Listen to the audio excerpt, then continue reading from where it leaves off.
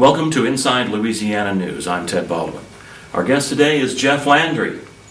Jeff is an attorney practicing corporate law out of New Iberia. Is that correct? That is correct. But you're not from New Iberia originally. No, I was born and raised in St. Martinville. And how'd you get it? You stayed in the South? Still, yeah, I was born and raised in St. Martinville. I worked in the sugarcane fields when I got out of high school. I joined the National Guard when I was 17. And of course, your parents always want you to go to college. And of course, when you're 17, 18, you always want to do whatever they tell you not to do, right? And so I went to work in the sugarcane fields and spent a couple of years there. And then decided to go and pursue a degree finally at USL. And then the first semester I started, we were activated for Operation Desert Storm. So that took me out of school for a year. And then when I returned from active duty service, I went back to school and worked for the sheriff's office in St. Martin part-time. Mm-hmm. And then from there, my degree had gotten suspended. The curriculum had gotten eliminated, and so I changed my degree to environmental science, and got an idea to start a business in 1995 with a friend of mine, and we did that. We started that business in 1995 and sold it in late '99, early 2000. And then that's when I left the St. Martinville, Acadiana area and went to law school and got a degree. Started here in Baton Rouge at Southern, and then went over to New Orleans and finished at Loyola. And so kind of and then now I'm back in in the Acadiana area. What do you like about law? I enjoy, when I worked in business, I constantly found myself having to consult with lawyers on either contractual issues or, of course, when, accidents happen and you were sued. And so when I got out, when I sold my business, I looked around and tried to determine what I was going to do. And I thought the best investment I could make would be in myself and getting an additional degree from my environmental science degree.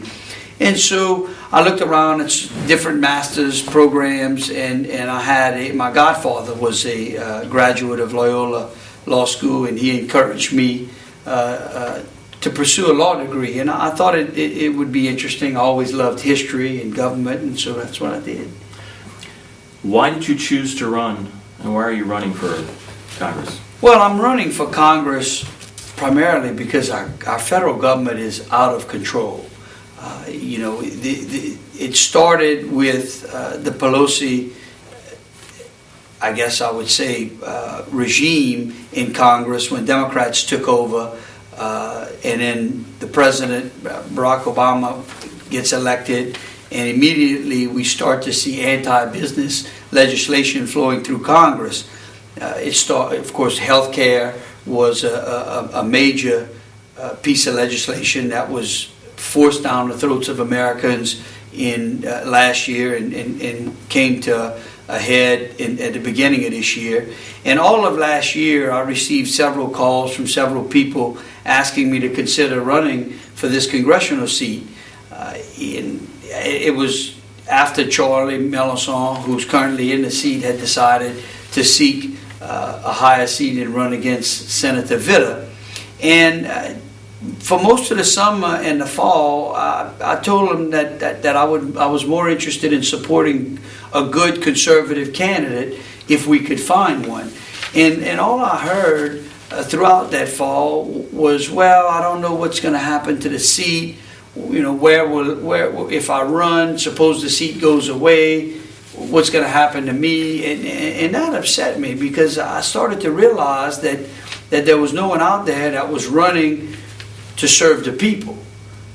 Because why would you worry whether a seat would be here tomorrow when it's here today?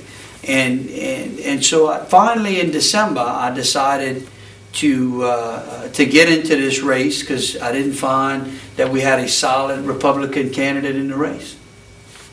And I decided embark on this race to serve the people of the 3rd Congressional District. What is a solid Republican? Well, I believe that a good Republican or a solid Republican is one who follows the fundamentals of the party, which is less government, fiscally conservative, a strict adherence to constitutional principles. We've had some bad Republicans, and that's what I was looking for, a conservative, someone who understood that a couple of hundred years ago we founded a document that would lead a nation as an example to the rest of the world as far as the freedoms that it allowed or granted its citizens. And somewhere down the line, we got away from that principle. We started this country with statesmen, people who believed that serving was to serve the next generation, and we ended up with politicians, those that are looking just to serve the next vote.